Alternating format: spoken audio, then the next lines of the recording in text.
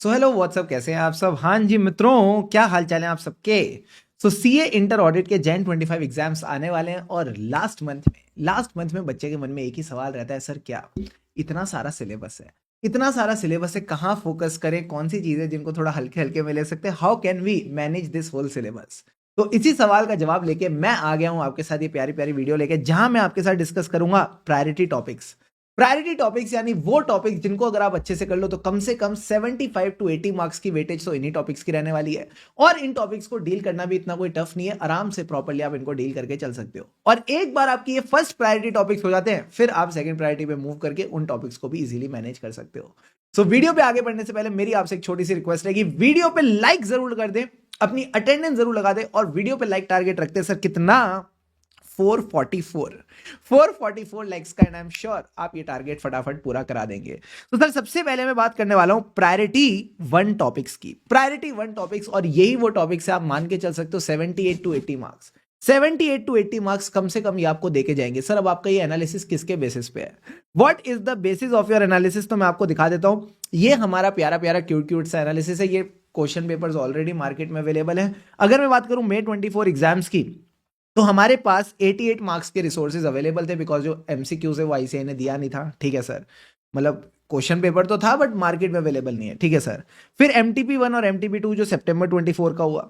फिर then sir हमारे पास सितंबर 24 के एग्जाम्स के क्वेश्चंस हैं, क्योंकि सितंबर 24 में आईसीआई ने एमसीक्यू भी रिलीज किया था सबके लिए। इसी तरह जैन 25 के जो लेटेस्ट फ्रेश MTPs आए, MTP1 और MTP2, इन सबको साथ में एनालाइज करके this has been prepared. Got it sir. तो सबसे पहले अगर मैं बात करूं, सिर्फ अगर आप चैप्टर 1 SQC1 ऐसे 220 और ऐसे 210 यानी जो क्वालिटी वाला पार्ट है और चैप्टर 1 वाला पार्ट है, इन दोनों को अगर आप अच्छे से कवर कर लेते हो तो 15 टू 16 मार्क्स तो सर इसी से मिल जाएंगे। बात समझ आ रही है? आ रही है सर। और चैप्टर नंबर 1 में भी अगर मैं बात करूं ना, इस बार जो रीसेंट आरटीपीज एमटीपीज में आईसीआई का फोकस जा रहा है सर, वो कहां जा रहा है, एक तो स्कोप ऑफ ऑडिट, एक टाइप्स ऑफ अश्योरेंस एंगेजमेंट, और साथ ही साथ इस बार तो एमटीपी में इन्होंने बेनिफिट्स ऑफ ऑडिटिंग भी पूछ लिया। तो मैं आपको बताऊं ना, चैप्टर 1 बहुत प्यारा चैप्टर है। जस्ट आपने इसको 1 आवर देने की जरूरत है, और अगर आप 1 घंटा भी ढंग से इसको बैठ के रिवाइज कर लेते हो ना प्रॉपर्ली, आपका काम हो जाएगा। प्लस अगर मैं बात करूं SQC1 ऐसे 220 और ऐसे 210, इन दोनों से मिला के आईसीआई कम से कम 10 से 11 नंबर पूछ लेता है। तो अगर इन तीनों को अपन ऐड कर दे तो 15 से 16 नंबर डन। बहुत ईजी है, बहुत प्यारा है, आराम से आप स्कोर कर सकते हो। ठीक है सर। इसके बाद जब आपका चैप्टर नंबर 1 हो जाए, अब आपने जाना है चैप्टर नंबर 2 पे। Chapter number 2 is another ICI का फेवरेट टॉपिक, और यहां से सर प्लानिंग, स्ट्रेटेजी और प्रोग्राम, इन तीनों से मिला के 11 टू 13 मार्क्स का आपके पास डायरेक्ट क्वेश्चन आ जाता है। एंड इनका पता है बेस्ट पार्ट ये है, इनका डायरेक्ट क्वेश्चन है। अगर इनके क्वेश्चन आ रहे हैं तो सीधा सीधा डायरेक्ट क्वेश्चन आते हैं, जो आईसीआई का मतलब पॉइंट होता है उस पर डायरेक्ट क्वेश्चन बन जाता है। SQC1 ऐसे 220 में फिर भी आप बोल सकते हो कि एथिक्स के वो जो क्वालिटीज होते हैं, कोई professional confidentiality, objectivity, integrity, professional competence, due के प्रोफेशनल बिहेवियर, और वो जो टाइप्स ऑफ थ्रेट्स हैं, वहां पे चलो फिर भी ये थोड़ा बहुत मजेदार क्वेश्चन बनाते हैं, वो भी इजी टू हैंडल होते हैं। बट फिर भी अगर मैं बात करूं मोटा माटी, सारे क्वेश्चन ऑलमोस्ट इनके डायरेक्ट ही रहते हैं, जो कि आप इजीली हैंडल कर सकते हो और इजीली आप उनमें फुल में से फुल स्कोर कर सकते हो। And another hidden mine sir क्या है, ऑडिट डॉक्यूमेंटेशन। ये अलग एक छुप कर बैठा हुआ है टॉपिक, और यहां से भी हर बार ऐसे एक ना एक सवाल पूछ लेता है, तो इसकी भी वेटेज आप 4 से 5 नंबर मान सकते हो। तो अगर आप इन तीनों ही टॉपिक्स को अच्छे से कर लो तो कम से कम 30 से 35 नंबर तो सर यहीं पे आपके कवर हो जाते हैं। 35 मार्क्स आपके यहीं स्कोर कवर हो जाते हैं। फिर सर आपने जाना है ऐसे 500 की सीरीज के साथ, प्लस ऐसे 260 265 असर्शंस, ऑडिट ट्रेल, ये सारे के सारे ना इंटरकनेक्टेड और इंटर रिलेटेड टॉपिक्स, और मजा आ जाता है जब आप ऐसे 500 की सीरीज में फ्लो में चल रहे होते हो ना। It is so fun, it is so amazing, and सारी चीजें एकदम सीधी सादी प्यारी प्यारी, बड़ा मजा आता है। Same goes with 260 and 265। So please मेरी आपसे रिक्वेस्ट रहेगी, इसको भी अच्छे से कर लेना। अभी यहाँ पे मैंने 530 520 इंक्लूड नहीं किया, पहली प्रायोरिटी पे 500 की बाकी सीरीज करनी है, 530 और 520 अलग से करना है। ठीक है सर। इसकी भी वेटेज आप देख लो भाई साहब, सबसे ज्यादा वेटेज इसी की है, 17 टू 20 मार्क्स। तो अगेन बहुत प्यारा तरीका है इजीली ढेर सारे नंबर स्कोर करने का। देन हम जाएंगे चैप्टर 4 चैप्टर 5 चैप्टर 4 5 किसकी बात करते हैं, रिस्क असेसमेंट, इंटरनल कंट्रोल और ऑडिट प्रोसीजर।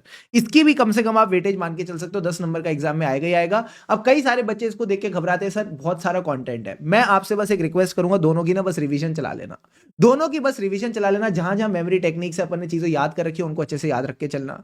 उसके अलावा जितने भी पॉइंट्स है ना, उनको एक बार बस समझ के रीड कर लेना। एटलीस्ट जो सीधा सीधा क्वेश्चन आएगा उसमें तो फुल से फुल आ जाएंगे। अगर कल को मान लो आईसीआई ने बहुत ही थ्योरेटिकल एकदम पैराग्राफ बेस्ड क्वेश्चन भी पूछ लिया ना, तो आपने अगर समझा हुआ होगा ना, आप उसमें भी कम से कम 60 to 70% स्कोर कर लोगे। तो ऐसा मत करना कि एक दो उसके जो टॉपिक्स रहते हैं जो बहुत ही पैराग्राफ बेस्ड होते हैं, बहुत ज्यादा थ्योरी होती है, उनके चक्कर में आप पूरे पूरे टॉपिक्स को इग्नोर कर दो। तो जैसे मैंने आपको बोला चैप्टर 4 चैप्टर 5 में कुछ नहीं करना, रिवीजन वीडियो ऑन कर लेना, रिवीजन के साथ साथ प्रॉपर नोट्स को गो थ्रू कर लेना, एंड इसके केस में आप क्वेश्चन बैंक पे भी फोकस करके चलोगे तो काम बन जाएगा। Deal done sir. फिर हमारे पास आता है फेवरेट टॉपिक ऑडिट रिपोर्ट, कारो 2020 कंपनी ऑडिट। कारो 2020 का क्वेश्चन ऐसे हर बार पूछता जा रहा है, तो कहीं ना कहीं ट्रेंड एनालिसिस को देख के ऐसा लगता है कि यार हाँ इससे क्वेश्चन वापस आ सकता है। इवन अगर मैं ऑडिट रिपोर्ट की बात करूं ना, ऐसे 299 आज की डेट में आईसीए का फेवरेट बना हुआ है। इवन ऐसे 700 की सीरीज भी बेचारी सीधी सादी, और यही सेम सीरीज पता है आपको सीए फाइनल में काम आएगी। तो प्लीज इस पे अच्छे से फोकस करके यहां से भी आप 10 से 12 नंबर बटोर सकते हो। तो अगर आप यहां पे देखोगे ना, जितने भी मैं आपको टॉपिक्स बता रहा हूं, ये छोटे छोटे प्यारे प्यारे सीधे साधे टॉपिक और आपको बहुत सारे नंबर बटोरने में हेल्प करते हैं। Minimum efforts can give you maximum marks. Then sir आता है बैंक ऑडिट। कई सारे बच्चे मुझे देख रहे हैं, सर बैंक ऑडिट कैसे आया फिर? Minimum efforts maximum marks. यार देखो, बैंक ऑडिट को ना मैं थोड़ा long term point of view से देखता हूं। अगर मैं बैंक ऑडिट की बात करूं ना, ये लोग इतने बदमाश हैं, इन्होंने एमटीपीज में 2 बार ऐसा हुआ है कि पूरी पूरी केस स्टडी बैंक ऑडिट पे बना ली। और बैंक ऑडिट का बेस्ट पार्ट पता है क्या है? ये लोग ना ज्यादा थ्योरेटिकल क्वेश्चंस पूछ ही नहीं रहे आजकल। जो मेन थ्योरेटिकल क्वेश्चन होते हैं, जैसे टाइप्स ऑफ बैंक्स हो गया, उसके बाद वो जो टाइप्स ऑफ प्लेजेस होते हैं कि अपन प्लेज करते हैं, हाइपोथिकेशन करते हैं, ये उससे रिलेटेड ना केस स्टडी बेस्ड क्वेश्चन पूछते हैं, सोचने समझने वाले। तो बैंक ऑडिट में ये लोग चाहते हैं आप अच्छे से चीजों को समझ के चलो, ठीक है सर, वो तो अपने को पता है। उसके अलावा जो भी एडवांसेस से रिलेटेड टॉपिक है ना, उनको पूछने में इनको बड़ा मजा आ रहा है कि एडवांसेस की प्रोविजनिंग कैलकुलेट करके दिखा दो। वो जो regularisation near the balance sheet date है, वो regularisation near the balance sheet date बताओ। तो मैं आपसे बस अगेन एक रिक्वेस्ट करूंगा, बैंक ऑडिट से ना घबराना मत, इसको एकदम सॉल्यूशन ओरिएंटेड तरीके से आपने चलाना है। अगेन जैसा मैंने रिवीजन वीडियो में जिस फ्लो में करा रखा है, बस वैसे करते हुए चलना। एंड यहां पे भी अगर आप एक बार इसके बाद क्वेश्चन बैंक प्रैक्टिस कर लोगे, आपका काम हो जाएगा। बात समझ आ रही है? आ रही है सर। देखो एकदम सॉल्यूशन ओरिएंटेड पॉजिटिव अप्रोच से चलो, यही कॉन्सेप्ट अगेन आपको सीए फाइनल में भी काम आने वाले हैं, ठीक है? तो आप एकदम प्यार से प्रेम पूर्वक तरीके से नंबर बटोर सकते हो। देन सर हम चैप्टर 6 करेंगे, मटेरियलिटी सैंपलिंग। ऐसे 450 एकदम फ्लो में चलता है, मजा आ जाता है। 2 घंटे दोगे आराम से, तीनों के तीनों टॉपिक बढ़िया बैठ जाते हैं दिमाग में, ठीक है सर। अगेन इसकी वेटेज भी 4 to 5 मार्क्स रहेगी। अभी आज की डेट में सैंपलिंग आईसीए का फेवरेट चल रहा है। पिछले एग्जाम में 2 क्वेश्चन पूछे सैंपलिंग पे, वो अलग बात है कि वही क्वेश्चन पूछे जो आज तक वो जनरली डिस्कस करते आ रहे थे। मटीरियलिटी पे अभी एमटीपी में क्वेश्चन आया, तो प्लीज अगेन हम चैप्टर 6 को इग्नोर नहीं कर सकते। इंटरनल ऑडिट ऐसे 610 की ना इतनी वेटेज दिखी नहीं है एमटीपीज और एग्जाम्स में, बट मैं बताऊं अभी जो रिसेंट आरटीपी आई थी, जो आरटीपी जेन 25 आई है, उसमें ऐसे 610 का प्यारा क्वेश्चन आया है। तो ऐसा ना ऐसे इंडिकेशन देता है, ऐसे कान में आके बताएगा नहीं कि मैं इस पर सवाल पूछने वाला हूं, इंडिकेशन देता है कि भाई इसको थोड़ा प्रायोरिटी पे लेके चलना, इसको कवर कर लेना। तो प्रायोरिटी 1 के आपके टॉपिक्स ही हो गए, इनको आपने सबसे पहले प्रायोरिटी 1 पे कंप्लीट करना है। इन्हीं से आप मान के चल सकते हो कम से कम 78 to 80 मार्क्स का आपको पेपर दिख जाएगा। Deal done sir. अब जब आपकी प्रायोरिटी 1 कंप्लीट हो जाए ना, फिर आप आ जाना प्रायोरिटी 2 पे, और फिर सबसे पहले कह लेना एनालिटिकल प्रोसीजर। ये एमटीपी सितंबर 24 में आया था, तो चांसेस थोड़े से ज्यादा बनते हैं। कोऑपरेटिव सोसाइटी के साथ इंस्टीट्यूट बहुत ही कोऑपरेट करके चल रहा है, तो 3 के कोऑपरेटिव सोसाइटी भी बहुत सिंपल टॉपिक है, इजीली आप मैनेज कर पाओगे। देन सर जब अदर एंटिटीज की बात आती है ना, तो जो मैंने यहाँ पे फ्लो दिया उसी फ्लो को फॉलो करना। कई बच्चे क्या करते हैं सर, कई बच्चे क्या करते हैं, गवर्नमेंट ऑडिट ही सबसे पहले उठा लिया। अब कोई बड़ी बात नहीं, गवर्नमेंट ऑडिट हो सकता है, ऐसे पूछ ले, बट वो गवर्नमेंट ऑडिट इतना हल्का सा टेक्निकल है ना कि उसी के अंदर बच्चा फंस जाता है और बोलता है बाकी एंटिटीज कब करूंगा। तो गवर्नमेंट ऑडिट को आप भले आखिरी में कर लो, ठीक है, पर बाकी एंटिटीज पहले कर लो, जो सीधी सादी है। होटल हो गया, सिनेमा हो गया, क्लब हो गया, इन पे क्वेश्चंस भी रिसेंट आरटीपीज एमटीपीज में आए, तो इनको मैंने उसी ऑर्डर में रखा है। तो सबसे पहले आप कर लो होटल, फिर cinema, club, LLP, firm, lease. LLP पे पता है अभी 10 नंबर का आईसीए ने केस स्टडी पूछा है एमटीपी में, फिर हॉस्पिटल, फिर एजुकेशन, उसके बाद बाकी सब कर लो। तो मैं ये नहीं कह रहा बाकी चीजें छोड़ दो, बट हाँ बाकी चीजों को अगर आखिरी में भी रखोगे तो एटलीस्ट ये चीजें आपकी प्रायोरिटी पे हो जाएंगी। बात समझ आ रही है? आ रही है सर। फिर आता है सर हमारे पास audit of items of FS. इससे तो अलग लेवल घबराहट है। कई बच्चों के मन में एक सवाल रहता है, सर हम बाकी चीजें अच्छे से कर ले तो क्या इसको छोड़ दे क्या? बाकी चीजें अगर अच्छे से कर रहे तो इसको छोड़ देगा। देखो अगर आपको पूरा भरोसा है कि आपने बाकी चीजें एकदम टिप टॉप कर रखी है, इनमें से कोई भी क्वेश्चन आ जाए एकदम आप अच्छे से संभाल लोगे, तो फिर तो भले ही छोड़ दो, कोई दिक्कत की बात नहीं है। बट अगर लगता है ना यार यहाँ पे भी हो सकता है सर कोई गड़बड़ हो गई हो हमसे, यहाँ पे भी हम कहीं गलत जा सकते, तो मैं बोलता हूँ audit of items of FS भले ही आप एंड में करो, भले ही आप एंड में करो, बट इसको कर लो। इसको करना कैसे मैं आपको वो भी बता देता हूँ, एकदम बढ़िया तरीका है और नंबर भी बटोर लोगे। देखो audit of items of FS का एक ट्रेंड है। सर ट्रेंड क्या है? कहीं ना कहीं इसमें से ना एक क्वेश्चन तो डिस्क्लोजर वाला आता ही है, कहीं ना कहीं एक क्वेश्चन डिस्क्लोजर वाला आता ही है। वो अलग बात है, भाई से भी ये वीडियो देख रहा हो तो वो डिस्क्लोजर वाला क्वेश्चन ना पूछे, बट अब तक तो ये ट्रेंड चलता रहा है, क्वेश्चन डिस्क्लोजर का ये लोग पूछ लेते हैं, ठीक है सर, वो बहुत ईजी होता है टू हैंडल।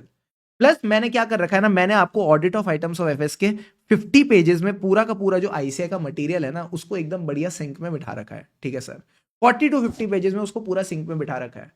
एटलीस्ट क्या करना ना, मैंने यूट्यूब पे, अगर आप फर्स्ट टाइम कर रहे हो, 8 सेशंस डालें। अगर आप रोज का 1 से 2 घंटा, 1 से 2 घंटा, 1.5 से 2 घंटा भी दोगे ना, तो आपका 8 दिन में audit of items of FS पे पकड़ आ जाएगी। सर क्या ये वर्थ इट है? देख लो भाई, 18 टू 20 मार्क्स मिलेंगे। 18 टू 20 मार्क्स मिल रहे तो वर्थ इट है।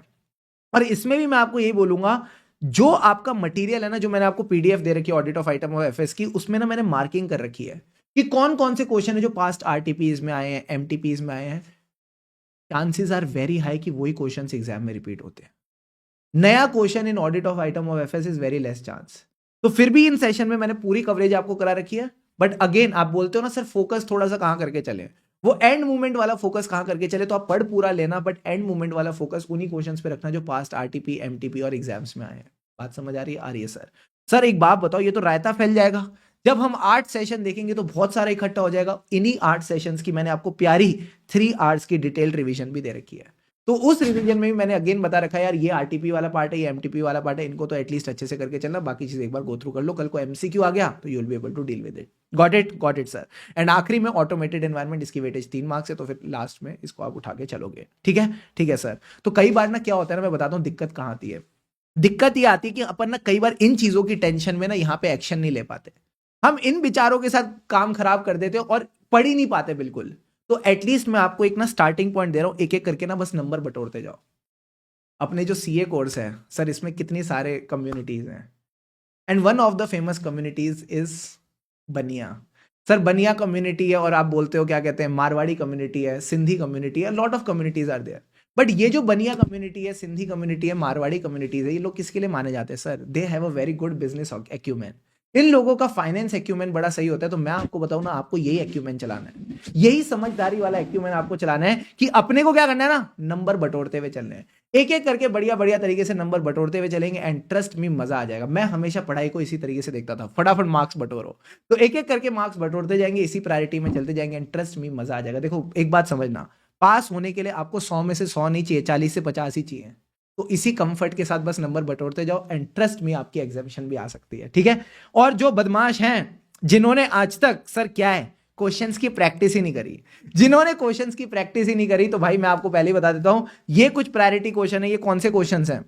पहली प्रायोरिटी तो आपको नोट्स करनी है। नोट्स के बाद आप इन क्वेश्चंस को देख सकते हो, क्योंकि ये ना इंटरप्रिटेशन बेस्ड क्वेश्चन है, कि अगर इन क्वेश्चन को आपने पहले नहीं देख रखा होगा तो नहीं होंगे एग्जाम में। तो इन इंटरप्रिटेशन बेस्ड क्वेश्चंस को मैंने आपको चैप्टर वाइज क्वेश्चन छांट के दे दिया, इनको कर लेना। ठीक है सर। क्वेश्चन बैंक के एंड में आपको एक और टॉपिक मिलेगा, क्वेश्चन बैंक अडेंडम।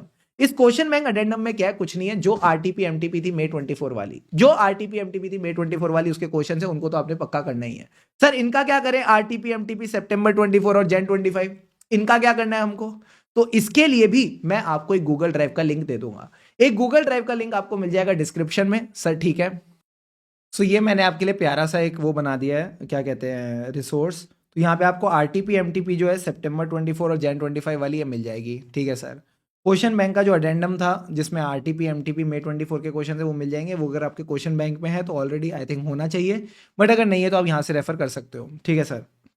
इसके अलावा जो भी मैंने आपको ये प्रायोरिटी टॉपिक्स और क्वेश्चंस बताए, इसकी पीडीएफ भी आपको यहाँ पे मिल जाएगी। Got it sir. और audit of items of FS के जो हमारे 40-50 पेज के नोट्स हैं, जिसके अंदर मैं आपको बता रहा था ना कि हमने आरटीपी एमटीपी की रेफरेंस दे रखी है। Yes sir. जैसे यहाँ पे लिखा share issued at discount May 24। तो ये जो आरटीपी एमटीपी के रेफरेंसेज हैं, पास्ट एग्जाम्स के रेफरेंस है, इन एटलीस्ट क्वेश्चंस को आप अच्छे से करके चलेंगे, सो दैट इजीली आपके बढ़िया बढ़िया नंबर बन जाएं। Got it? Yes sir. तो ये आपने इस तरह से डील करके चलना है। प्लस क्वेश्चन बैंक में जितने भी क्वेश्चन है, टेस्ट और understanding, case studies, integrated case scenarios, इनको जरूर प्रैक्टिस करके चलना, because they are also amazing. So I think this should be enough for you. ये जो मैंने आपको प्रायोरिटी दी है, इसी प्रायोरिटी में आपने चलना है, एंड ट्रस्ट मी बढ़िया वाला मजा आ जाएगा। लास्ट 1 महीना रह गया है, जस्ट लास्ट 1 महीना रह गया है, और इस मोमेंट पे ना प्लीज अपना साथ मत छोड़ना। मैं आपके साथ हूँ, आपके पेरेंट्स आपके साथ है, all your friends are there with you. Just आपने अपना साथ बनाए रखना है, और थोड़ा पॉजिटिव रहना, बिकॉज इस मोमेंट पे जनरली हम थोड़े नेगेटिव हो जाते हैं। हम कई सारी नेगेटिव ओवर थिंकिंग करने लग जाते हैं, अपने आप को क्वेश्चन करने लग जाते हैं, क्या होगा, कैसे होगा, सब अच्छा होगा, एवरीथिंग विल गो वेल। बस आपने अच्छा सोचना है। थोड़े भी नेगेटिव थॉट्स आ रहे हैं, इट इज़ नॉर्मल, आने दो, कोई दिक्कत नहीं है, उनसे लड़ना नहीं है। अपने को बस अपना कर्म करते हुए चलना है, बिकॉज कृष्ण जी ने सही कहा है, कर्म कर फल की चिंता मत कर। अगर आप कर्म करोगे तो फिर फल की चिंता वो करेंगे और वो आपको फिर बेस्ट फल देंगे। Getting it sir. So just stay positive, just stay amazing and all the good things will happen with you. खुशी से पढ़ेंगे तभी आगे बढ़ेंगे। जस्ट लास्ट मंथ है, जी जान लगा दो। अब तक जो भी हुआ it does not matter much, but अब जो होगा वो डेफिनेटली मैटर करेगा। तो इस लास्ट मंथ में हम अपना बेस्ट देंगे एंड हमें भी बेस्ट ऑफ द रिजल्ट्स मिलेंगे। ये जो गूगल ड्राइव लिंक मैंने आपके साथ शेयर किया, ये आपको टेलीग्राम चैनल पे मिल जाएगा। सर टेलीग्राम चैनल आप जरूर ज्वाइन करके रखो, वहाँ पे जितनी भी अपडेट्स है वो आती रहेंगी। प्लस ये गूगल ड्राइव का लिंक मैं आपको डिस्क्रिप्शन में भी दे दूंगा, ठीक है। So do like this video, stay subscribe to the channel. और भी प्यारी प्यारी चीज़ें आपको इस चैनल पे मिलती रहेंगी। तब तक के लिए हमें राही ऑडिट के फिर मिलेंगे चलते चलते। Keep going all of you.